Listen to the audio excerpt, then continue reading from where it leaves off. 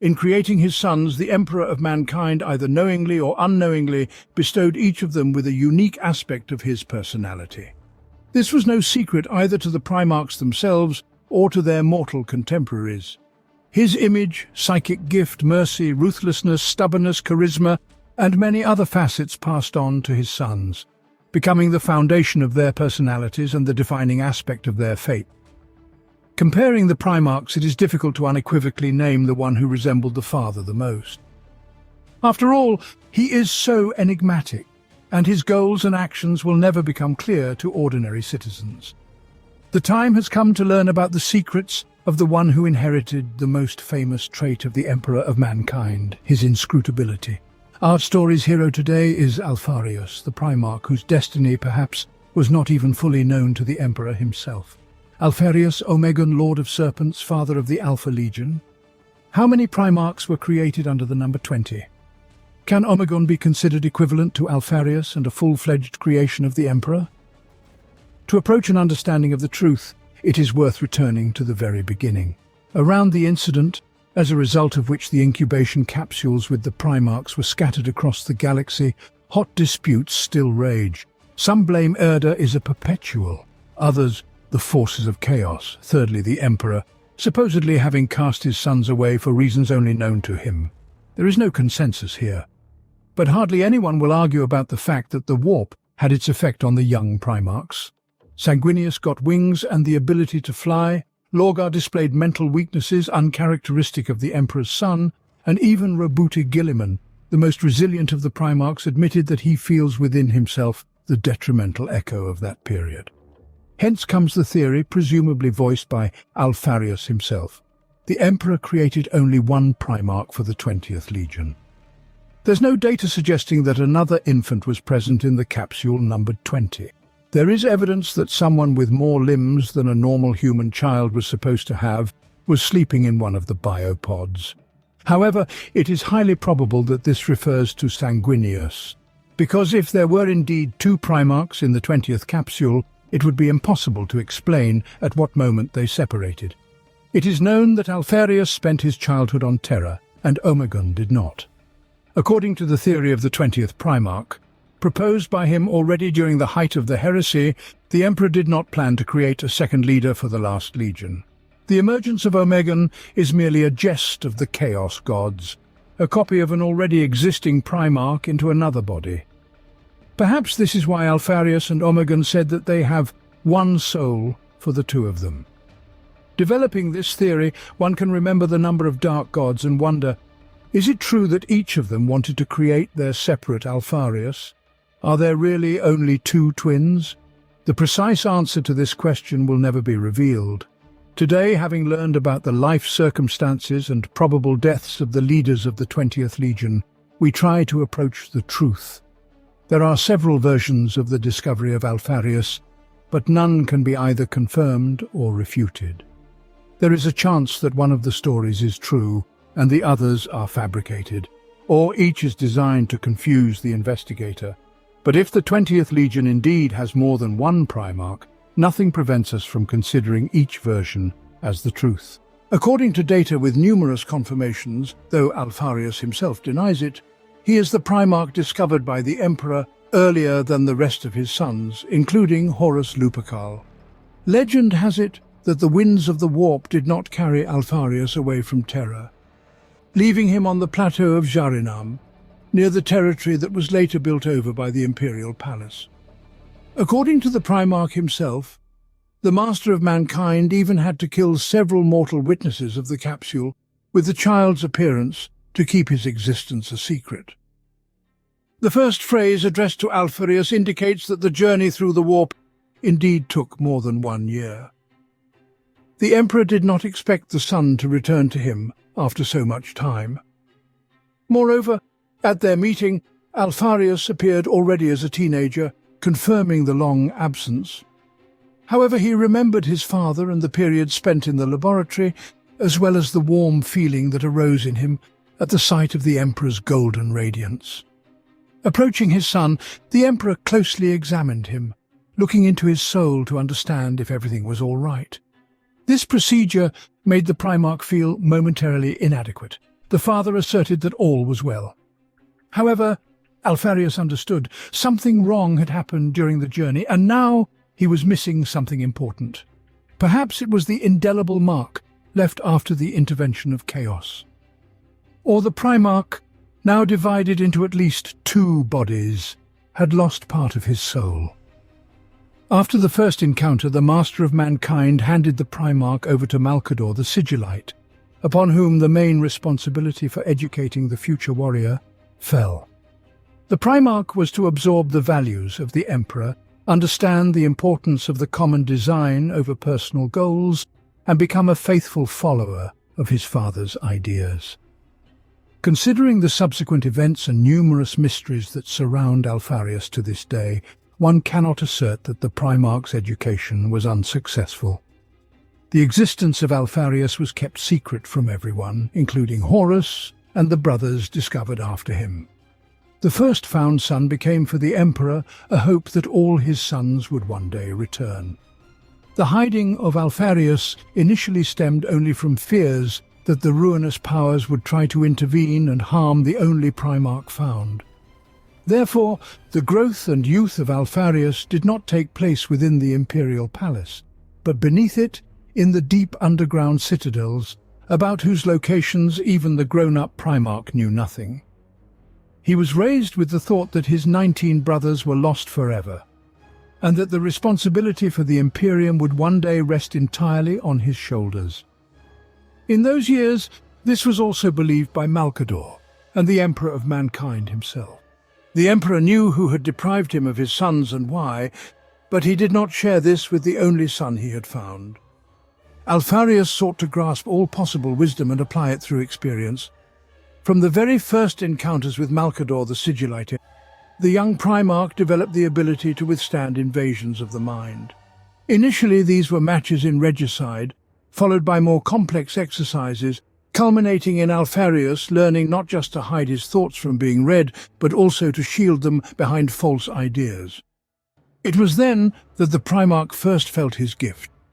Most of the Emperor's sons possessed abilities that could not be explained even from the viewpoint of the physiology of unique creations. In Alpharius's case, it was the skill of hiding, but not like Corvus Corax, simply dissolving into shadows, but differently. Alpharius did not disappear. He became someone who did not arouse suspicion. At will, the Primarch could change his height, voice, appearance entirely, adapt to someone else's manner of speech and accent. By practicing his skills, he could leave the imperial palace, take on a new identity, and for some time live among ordinary citizens. In such episodes, Alpharius even found employment and earned a living. Likely, being among people helped him to better understand the nuances of human psychology, which was useful in the work of the most secretive legion. Nobody except for the Emperor and Malcador knew of Alpharius's existence. Even the loyal custodes did not notice that a mysterious figure was moving through the palace. The Primarch took on the appearance of internal personnel, posed as others, and cleverly answered questions, leading to confusion. Likely the influence of the Sigillite played a significant role in such a skill. The Emperor himself only appeared in the peace of their son twice. One such occasion was of significant importance. The Master of Mankind invited the Primarch to enjoy the results of the Astartes project. The first full-fledged space marines appeared in the laboratory at a time when the young Primarch had already matured. The final stages of the unification wars occurring in those years, as well as the mysterious reduction in the numbers of the Thunder Warriors, immediately led the Primarch to the thought that the father was creating new, more perfected warriors. However, the Primarch was unaware of the nature of the Astartes and was stunned to learn that one of the 20 future legions would essentially be a union of his brothers. The Emperor was proud of his work on creating space marines. However, he only called them a pale copy of the actual masterpiece, the Primarch. Then Alpharius attempted to find out what exactly caused the loss of the incubation capsules, but received only a vague answer, without a hint of any meaningful insight. However, the Primarch did not insist. It was enough for him that the Emperor deemed it necessary to reveal. Pondering this subsequently, he concluded that the power of suggestion wielded by the emperor with certain efforts could indeed be overcome by his sons. The Primarch realized that he and all his brothers had a choice: to believe or disbelieve in the emperor, to listen to him or to act against his commands. Assessing this ability, Alpharius wondered if the presence of free will among the Primarchs was related to the fact that the emperor called them his sons. The Custodes, whose genes were imbued with unwavering loyalty, were never afforded such addresses.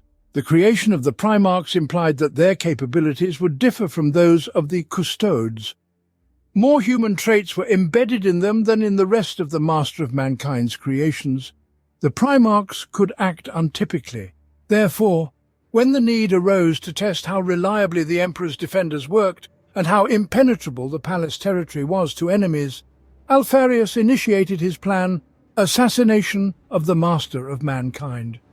Starting this operation, the Primarch felt inspired, as it was his first chance to assess his own strength.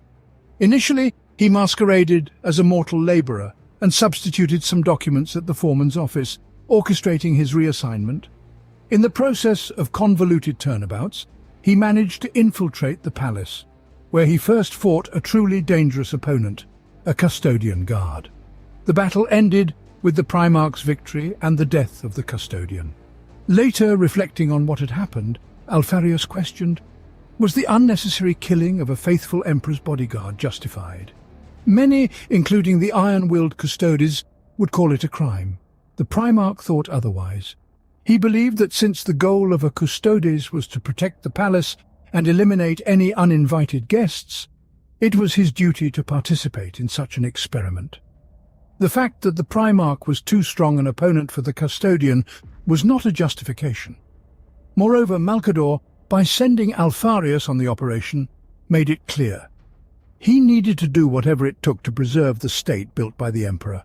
Thus, avoidance of action on moral grounds was unacceptable.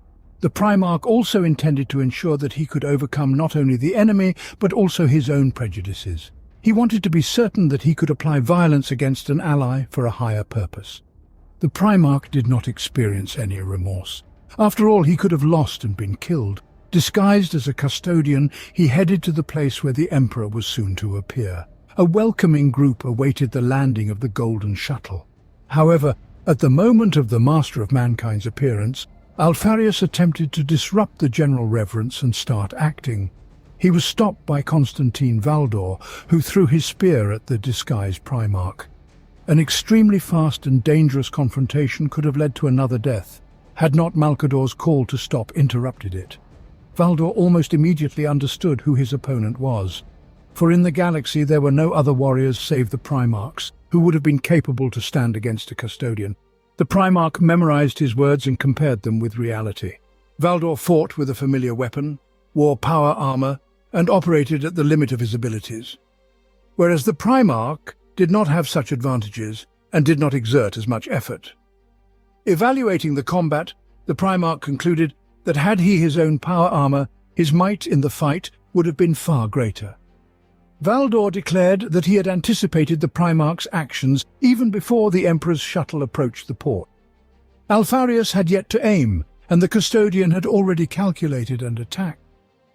However, the success of the warrior in gold was not so unequivocal. The Primarch held in his hands the control for one of the defense cannons.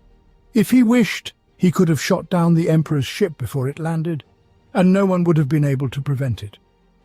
Alpharius considered Constantine Valdor incapable of having emotions, and after what had happened, they did not grow closer, nor did they become enemies. According to the Primarch himself, together they formed the force that quelled the uprising of Thunder Warriors leader Ushotan. There, Valdor fought with the Primarch of the condemned force, while Alpharius served as a regular space marine, clad in Mark II armor. When the Emperor discovered Horus, Alpharius faced a choice: to assume the role of the elder brother or keep his existence a secret. He preferred to remain in the shadows, conceding the role of the firstborn to Horus. Later, Alpharius reflected on this and wondered, would the fate of the Imperium have been different if he had not let Horus feel chosen? As the Primarchs were discovered, Alpharius infiltrated each legion, secretly learning about the peculiarities of his new brothers, and sometimes openly collaborated with them under the guise of a regular space marine. He accompanied the Emperor during the first meetings with many Primarchs, including Lion L. Johnson and Lorgar. The latter is especially important since Colchis was also the location of Magnus. This means that Alpharius' skills were sufficient to conceal himself from the curious gaze of the Crimson King. The Primarch claimed he was not present at the meeting between the Emperor and Angron. According to him, he was even glad of this fact. Besides this, Alpharius focused on developing his own legion, whose warriors knew about the presence of their Primarch and even underwent plastic surgery to resemble him. According to Alpharius himself, this procedure was optional, and about 7 out of 10 Astartes underwent it. The Space Marines understood their role in the Great Crusade and gladly participated in secret operations. Probably they, like Alpharius himself, enjoyed engaging in intrigue and deceiving other Primarchs. During the Rangdan genocides, the Alpha Legion came to the aid of the Dark Angels, led by Lion L. Johnson. Since the existence of Alpharius was still a secret, the Primarch introduced himself to his brother as a regular captain and offered his assistance. He had already encountered representatives of the Dark Angels, and the suspicious nature of Lion L. Johnson could have posed a considerable problem. However, Alpharius knew the vulnerabilities of his brothers. He shifted the Lion's attention to the possible imminent appointment as a war master and offered his support on behalf of the 20th Legion. This episode became yet another test for Alpharius himself. He wanted to see if he could deceive one of the most perceptive warriors in the galaxy. Yet the Primarch of the 20th was an exceptionally talented liar. His plan succeeded and the Lion agreed to cooperate. As Alpharius had planned, his brother assigned him to fight on the periphery. One such battle took place on the planet Barsavo, where the enemies of the Imperial forces were the sloth, worm-like Xenos mutants, known for cannibalism and other monstrous manipulations with corpses. Each individual enemy posed a serious threat. Even Alpharius needed effort just to kill one. At a moment of particularly heavy confrontation, when the Primarch's armor was already partially destroyed, his closest warriors fell, and Alpharius himself was wounded, an unexpected ally appeared. The hero destroyed 4 sloths and then extended a hand in greeting. Removing his helmet, the warrior introduced himself as Omegon. Seeing his own reflection, the Primarch was shocked, as throughout his life he had felt discomfort from missing a part of himself. The absence of Omegon was that very shortfall which the Emperor tried to discern upon their first meeting with Alpharius. Omegon, raised on an unnamed planet far from Terra, felt the same, understanding that he was the unique creation of an outstanding genius. Omegon's childhood is presumed to have taken place on a flourishing world with advanced technologies. But before he turned 10, the planet was attacked by sloths. The Primarch attracted the attention of the Xenos, who, having killed everyone else, kept him as a curiosity. The sloths tortured their prisoner, invading his mind with nightmarish visions and training him as a living weapon, intending to send him to attack worlds before the main forces. The story of how Omegon was rescued from this predicament remains a mystery. For a long time there was a version that he was personally saved by the Emperor, who invaded the sloth's domain with his ship. However, we can now confidently dismiss this. More likely, Omegon grew up and attained enough power to destroy his captors on his own. Back on his home planet, the second twin discovered a weapon that later became known as the Pale Spear, or Sarisanata. It is said that it was created before the rise of the Elder race and was the result of the use of ancient and mysterious technologies. When used, the Pale Spear shimmered with otherworldly light and could penetrate any armor, tearing its material at the molecular level. If it struck living flesh, the blade inflicted terrible bloodless wounds, as if dissolving the enemy's body in oily smoke. There exists a theory suggesting that the way to distinguish between the twins might have been through comparing their armors. According to this version, Omegon preferred darker armor, a significant portion of which was painted black, whereas Alpharius was almost indistinguishable from his legionnaires. However, if a mission required the public presence of a Primarch, then whoever played the leader's role, Alpharius or Omegon, would don the Pythian scales, intricate power armor reminiscent of an ancient sea monster from Terran myth. Upon their reunion, both twins felt immense joy, for they could finally feel complete. According to Alpharius, he immediately tried to recount to Omegon all the information he knew about the other brothers, their legions, and the Imperium. After years of complete isolation and secrecy, the 20th Primarch finally had someone he could share with without fear. The twins concluded that the Emperor had not intended to create two leaders for the 20th. The Primarch speculated that the energy of the Immaterium somehow duplicated them during their warp travel, perhaps splitting their parts and their single soul. This implied that the Emperor was unaware of the second twin's existence. Hence, whether to tell him about their nature was a personal choice for the Primarch. After consideration, Alpharius and Omegon decided not to reveal the truth about their nature to their father. Nevertheless, they conceived the idea of informing the Imperium that the 20th Legion indeed had a leader. Fearful of the Emperor's perceptiveness, the twins agreed to reveal themselves to one of the other Primarchs. They chose Horus, whom Alpharius had studied more extensively than the rest of his brothers by that point. Sneaking onto Horus's flagship, one of the twins subdued several of the lunar wolves by himself. But when the Primarch reached Horus, he did not engage in combat, but instead asked to stop it. Lupercal immediately understood. He was facing the last of his existing brothers. However, he could not have guessed that the one who introduced himself as Alpharius was actually Omegon. After all, is it possible to make distinctions between Primarchs who share a soul? Horus did not let Alpharius leave for several months, during which time the legions fought together, and the Primarchs grew significantly closer. After this, Alpharius, or whoever was playing his role, went to Terra, where he and the Emperor staged a performance of their supposedly first meeting. The brothers perceived the twins as one person, whom they called noble and smart. Despite this, some of them viewed Alpharius negatively. The Primarch believed he was disliked by Leman Russ and Rogel Dawn. He had a particular disdain for the latter, considering Rogel Dawn pretentious and arrogant as well as incapable of lying. Such total straightforwardness seemed dangerous to the Master of Serpents. He believed he could not trust a brother who always tells the truth. Proof of this distrust were agents placed in stasis under the toxic expanses of a desert. The Primarch stationed them there as a precaution, in case a moment arose when the Praetorian thought the Golden Throne now belonged to him. Of course, Alpharius harboured no suspicion of Rogel Dawn committing treason. Yet, should a day come when both the Emperor and Malcador ceased to exist, there was a chance that he who designed the palace and its defences would see himself as the new leader. Alpharius had almost no overt disagreements with his brothers, since every word he spoke and every action he took were calculated moves aimed towards a specific purpose. However, he was fundamentally different from all the rest, casting serious doubts on the events following the fall of Horus. Throughout the crusade in which Alpharius participated, many Primarchs and legionaries were puzzled by how easily the Lord of the 20th Legion allowed his sons to use his name.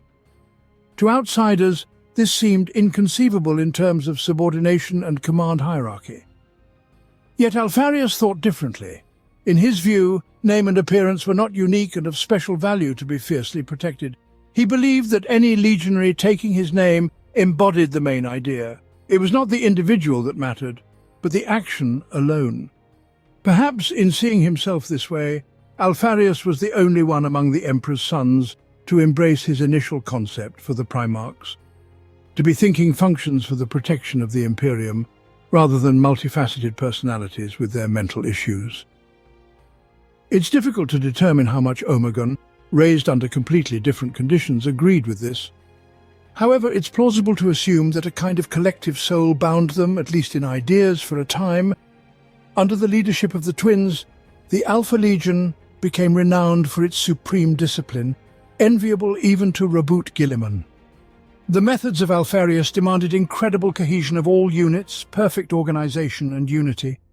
Every space marine knew his function and prioritized its achievement above all else, maintaining flexibility and the ability to adapt to circumstances. The fame of the 20th Legion as impatient, diligent and ruthless did not reveal the true schemes of Alpharius. None, including Primarch allies on the mission, had any idea what the 20th Legion was actually up to. During the period of the Great Crusade, the Lord of Serpents executed tasks flawlessly, but kept allies at a distance and, where possible, acted independently. This often provoked mockery and even the ire of other Emperor's sons. It is known that in one of the joint missions, the mysterious methods of Alpharius and his refusal of direct communication even managed to infuriate Sanguinius. With other Primarchs, similar actions led to further confrontation and prejudice. There is evidence pointing to a dispute that allegedly occurred between the Primarch and Raboot Guilliman. Lord Ultramar criticized his brother for excessive cruelty and spoke phrases that could be seen as an aspiration to highlight his own exceptional accomplishments. Alpharius, whose participation in the Great Crusade was much shorter, could not respond with a similar list of his own successes. It remains unknown whether such a dispute actually occurred, and whether the Primarch could succumb to emotions due to his brother's boasting. But the methods of the Lord of Serpents raised questions among many and were often called dishonourable. Leman Russ, Ferrus Manus, Mortarion, Perturabo considered Alpharius's tricks a sign of cowardice, as they themselves would prefer to charge headlong even against the most dangerous enemies. The potential risks of losing resources and even space marines were nothing compared to the valor displayed in battle, and victory, however hard it might be won, in the opinion of these Primarchs, must be achieved in an honest confrontation. Alpharius considered some of his brothers to be fools. He knew that the Space Wolves composed sagas about the loudest battles where they glorified courage. But these stories were not necessarily about victories. In the opinion of Alpharius, some Primarchs and their sons forgot about the objectives of the Great Crusade and simply revelled in the process. Thus, they were enticed by methods that brought victory at any cost. Over time, the 20th Legion drifted further away from their allies, refusing interaction as much as possible. Only Horus appreciated Alpharius as an outstanding commander and approved of any tricks he employed. A notable episode in the 20th Legion's actions was the World Prince campaign, where Alpharius declined a swift capture of the capital and instead gave the enemies time to build fortifications. The Legion commenced the offensive only after the foes organized a skilled defense. The battle lasted 1 week, by the end of which 90% of the world's defenders were destroyed, and the planetary nobility agreed to surrender. Learning of this, many Primarchs condemned Alpharius for the senseless slaughter. However, the Primarch himself considered the plan for a rapid capture of the capital and the prevention of war too simplistic. An outraged Guilliman called this campaign a wasteful expenditure of ammunition, as he was accustomed to conducting war in optimal ways, and did not understand that Alpharius might have other, less obvious goals. It is hopeless to expect that disputes between those who consider Alpharius a traitor to the Emperor and those who are convinced of his loyalty will ever subside. Both sides have significant arguments that are difficult to contradict and which are highly likely to be false. Therefore, the reasons for the 20th Legion's participation in the Lupercal uprising are hardly explainable. The accurate version of events is unlikely ever to emerge from within the Legion. Approximately 2 years before the beginning of the Horus heresy, Alpharius Omegon was supposedly contacted by members of a Xenos organization called the Cabal, who informed him about the impending civil war in the Imperium and expanded his knowledge about the nature and intentions of chaos. The information convinced Alpharius that the only path to victory over chaos would be Lupercal's triumph in the war against the Emperor. Agents of Cabal unveiled 2 visions. In the first, Alpha Legion stands against Horus. This ended with Chaos's defeat and the confinement of the Emperor of Mankind in the Golden Throne. Thereafter, the Imperium would decay over the course of 10 millennia and would eventually perish, along with all its citizens. In the second vision, Alpha Legion joins Horus, helps him kill the Emperor and conquer Terra. Then, horrified by his crime, the War Master would independently reject the corruption of chaos, and with cruelty would annihilate all the traitorous forces within a century. Thus, in the second scenario, humanity would have perished in a terrible slaughter, but the ruinous powers would have disappeared along with it, as their existence was largely dependent on the collective psychic emanation of humans. Cabal, which was mostly composed of representatives of other races, presented the Lords of Alpha Legion a monstrous choice: to allow humanity to perish within a century of dreadful wars, thereby destroying chaos, or condemn the Imperium to longer suffering and decay, at the end of which the ruinous powers would still triumph. It is generally believed that the Primarchs Alpharius and Omegon decided to join the rebellion to ultimately eradicate chaos in the galaxy, even at the cost of the Emperor's life and all of humanity. However, considering what happened later, one might assume the opposite. Alpharius and Omegon devised an alternate course of events, trying to deceive fate. But it is also possible that the Primarchs split and sent the Legion to fight on both sides of the conflict. This could have been done both as a means to outwit the future and due to personal motives. After all, despite supposedly having a single soul, the twins were raised in different conditions and could have had opposite views on the situation. In the years before the heresy and during its dawn, Alpha Legion was scattered across the galaxy, engaged in minor missions and building power. It is difficult to say whether these actions were coordinated and whether the 20th Legion maintained its previous high-level coordination. These questions might serve as yet another indirect indication that Alpharius and Omegon most likely took different sides in the Civil War, if it wasn't part of their joint plan. Alpha Legion supported Horus during the battles on Istvan V. They made a significant contribution to the extermination of the forces loyal to the Emperor. After the battle, agents of Alpharius proceeded to deliverance the homeland of Corvus Corax, to hinder the replenishment of the Raven Guard. To achieve their goal, the legionaries even surgically altered their appearance, disguising themselves as Raven Guard soldiers who perished on Istvan V. They discovered classified information about secret gene seed vaults, which Corvus had personally communicated to the Emperor, and ignited a rebellion on Kiava. Then, the agents of Alpharius managed to desecrate the genetic material of the Raven Guard, leading to a mutation that spawned monstrous creatures. The Raven Guard was able to suppress the rebellion and destroy the infiltrators. However, the main goal of Alpharius was achieved. Corvus no longer had any chance to replenish the ranks of his sons. After the successful operation, Alpharius was compelled to share the stolen genetic data with the chief apothecary of the Emperor's children, Fabius Bile. However, he ensured that the information turned out to be practically useless. Alpharius himself kept a sample of the Raven Guard's genocidal, as well as a copy of the damaged genome.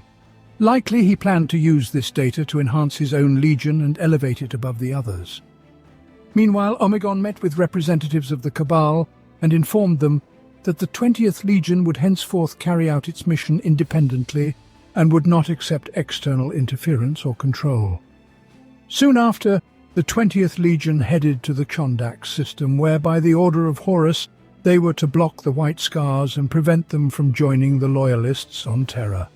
Yet here, too, the twins preferred to act on their own, based on motives known only to them. Chondax was cut off from communication with the rest of the galaxy, and Jagatai Khan was unaware of the civil war erupting in the Imperium. It is assumed that the isolation was maintained by a Xenos construction similar to the now-known Necron pylons. This structure was located on the asteroid Tenebrae 950. For a long time, the 20th Legion used Xenos technology to control the warp in surrounding systems to block communication. However, upon arriving, Alpharius Omegon sent another detachment to the asteroid with the task of destroying the object. As a result, communication was restored, and Jagatai Khan received information indicating Horus's betrayal. Later information appeared that Tenebrae 950 was destroyed by Loyalists, but most likely this was disinformation spread by the 20th Legion itself. The motives for which Omegon decided to act in such a way remain a mystery, though they raise questions. In particular, Mortarion tried to make the warrior doubt the loyalty of Alpharius, but did not receive any reaction. Upon receiving data about the start of the civil war and the burning of Prospero, Khan ordered his troops to leave Chondax. In their path appeared a huge fleet of the Alpha Legion, which did not respond to messages and silently increased its forces around the White Scars. Khan's ships were ordered not to escalate the situation and not to fire at the potential enemy. The Twins' fleet remained immobile and maintained silence until the moment the 5th Legion attempted to make a warp jump. The shootout turned out to be surprisingly ineffective. The White Scars suffered no serious losses and were able to leave the Chondax system, while the Alpha Legion lost a number of its escort ships. The intentions of the Twins in this mission will never be fully revealed. One can only speculate that they either unsuccessfully carried out Horus's order and failed to win Khan over to the side of the traitors, or they intentionally invoked the wrath of the White Scars, provoking them, and thus remained loyal to the Emperor. In favor of the latter option is the fact that during the period of severed communications, besides the deceitful message from Horus about the betrayal of Leman Russ, Jagatai Khan received a message from Rogel Dawn about the War Master betrayal. Then Alpharius ordered a part of his fleet to encircle the remnants of the Space Wolves in the Alaxis Nebula. There, the sons of Leman Russ attempted to recover their forces after their recent battle with the Thousand Suns on Prospero. There exists an opinion that the confrontation with the Space Wolves was also a personal response by the Twins to past accusations from Leman Russ about the incorrectness of war methods. Proving or disproving this assertion is difficult, but nonetheless, the attack of the 20th Legion almost led to the complete extermination of the Space Wolves. At the height of the battle, a squad of elite Cataphractii Terminators teleported onto Russ's flagship. It is assumed that among them fought Alpharius, disguised as his own Space Marine. When the Space Wolves were on the brink of defeat, the Dark Angels suddenly appeared nearby. Alpharius decided not to fight with 2 loyal legions and retreated. Another probable appearance of the Lord of Serpents is considered to be the encounter with members of the so-called Shattered Legions. In that operation, Alpharius took on the appearance of Shadrach Medusan, a distinguished officer of the Iron Hands. The Primarch used the Space Marines who believed him to search for and capture loyal Astartes of the 20th Legion. At the operation's end, the deception was eventually revealed, but only after Alpharius achieved his goal. It is known that an extensive network of secret agents, including not only Space Marines, but also slaves and mortal women, operated even during the period when Dawn turned the solar system, as he believed, into an impregnable fortress. Indeed, the defensive structures were built perfectly and could withstand the mightiest opponent. However, Alpharius took the Praetorians' effort as a new challenge. To not just prove his superiority, but to humiliate Rogel Dawn, the Lord of Serpents decided that simple infiltration of Terra was insufficient. He wanted to invade the safest place in the galaxy, the Imperial Palace, more precisely, one of its most sacred rooms, the Investiary, where the statues of the Primarchs were located. In the past, both Alpharius and Jagatai Khan were present during the dispute between Horus and Malkador, in which the latter insisted on the destruction of the statues of the lost Primarchs. In that confrontation, the Lord Regent won, and 2 of the 20 pedestals were emptied. However, with the start of the War Master betrayal, the statues of the traitor Primarchs were merely covered with cloth. Alpharius intended to change that. By activating agents who had been in stasis for decades, he managed to orchestrate an explosion at the very heart of the Imperial Palace. Following this devastation, only 2 statues remained intact: Rogel Dawn and Alpharius himself. This ambiguous message was kept secret even from Malkador the Sigillite and the Custodes. The Primarch of the Imperial Fists forbade access to the Investiary, hoping to conceal his shame. And yet soon the secret was revealed. Rogel Dawn decided that he was obliged to destroy his treacherously brother. When reports emerged of the Alpha Legion's presence near the outskirts of Pluto, where the outer boundaries of the solar system's defences were stationed, the Praetorian immediately set out for battle. Overcoming the formidable fortification of Rogel Dawn with military strength, was beyond the capabilities of the twins' fleet. However, their best skills did not lie therein. To penetrate the solar system, Alpharius exhibited cunning and patience, which exposed the Praetorians' inability to think outside the box. At the edge of the fortifications, Alpha Legion ships shut down their main systems and the Space Marines entered stasis. Thus, the thermal signature of the fleet was minimized. For a year, Alpharius and his sons simply drifted towards the solar system, remaining undetected by the defenders of the Imperium. Many secret agents who orchestrated terrorist attacks, sabotages and uprisings throughout the system played a role in this process. This distracted the Praetorian, who did not anticipate that a series of such criminal activities could be a mere ruse. While Rogel Dawn was busy addressing numerous minor problems in another part of the solar system, the Alpha Legion fleet reached Pluto and captured its satellites, Charon, Kerberos, Nyx, Styx and Hydra. Following this, another uprising was sparked, directly instigated by Alpharius. His main target was the capture of the fortress, serving as the center of astropathic observation. The Primarch personally led the attack on Hydra, where he encountered forces under the command of the Imperial Fist's legions, First Captain Sigismund. The surprise of the attack, as well as a fleet that outnumbered the Loyalists several times over, led to the success of the operation. However, a complete rout of the Imperial defenders did not occur, as they were soon aided by Rogel Dawn with a massive fleet of the Imperial Fists. This radically changed the course of the battle, but the space battle could not bring the Praetorian the desired retribution for the humiliation at the Investiture. Dawn led his Huscarls in an attack and engaged in a duel with the one he believed to be the real Alpharius. Saracenata clashed with the Storm's Teeth-chain sword. In the first half of the battle, Alpharius almost managed to deliver a fatal blow to his brother. However, the intervention of one of the Huscarls distracted the Primarch, and the Praetorian managed to sever Alpharius's hands, then took the pale spear, impaled his brother with his own weapon, and decapitated him with a strike of his own sword.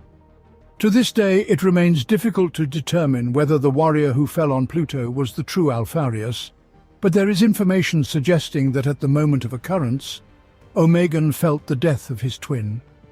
After establishing connection with Horus, the surviving Primarch reported to him the situation in the solar system and embraced the role of the sole lord of the 20th Legion. In the subsequent period of the uprising, the Alpha Legion acted detachedly, did not send its units to attack Terra, and engaged in enigmatic operations with ambiguous outcomes. After the end of the heresy, the Alpha Legion did not retreat to the Eye of Terror along with the rest of the traitor forces, but ventured into the galactic east. It is unknown whether their plans included a clash with the Ultramarines. However, a battle occurred between the legions on the planet Escrador. Mistakenly assuming that Guilliman would act according to the standard procedures outlined in the Codex Astartes, the Primarch made a decision that led to failure. At first, the uncharacteristic actions of the Ultramarines pleased the Lord of Serpents, as he perceived them as an opportunity to once again demonstrate his superiority over, as he presumed, the tactically inept Guilliman. However, in a personal confrontation, the Lord of Ultramar managed to defeat his brother and inflict a fatal wound on him. Despite the fact that the Alpha Legion lost its Primarch, it inflicted serious damage on the Ultramarines, who continued to bombard the positions of their enemies from space. According to official sources, the Primarch Alpharius was killed at least twice. However, this does not mean that researchers should believe this information. Even if the one the Emperor created to lead the 20th Legion indeed perished, a hero capable of responding, "I am Alpharius," will always be found in the galaxy. And can such a warrior be called a liar if the Primarch himself was convinced that Alpharius is not a personality, but an action?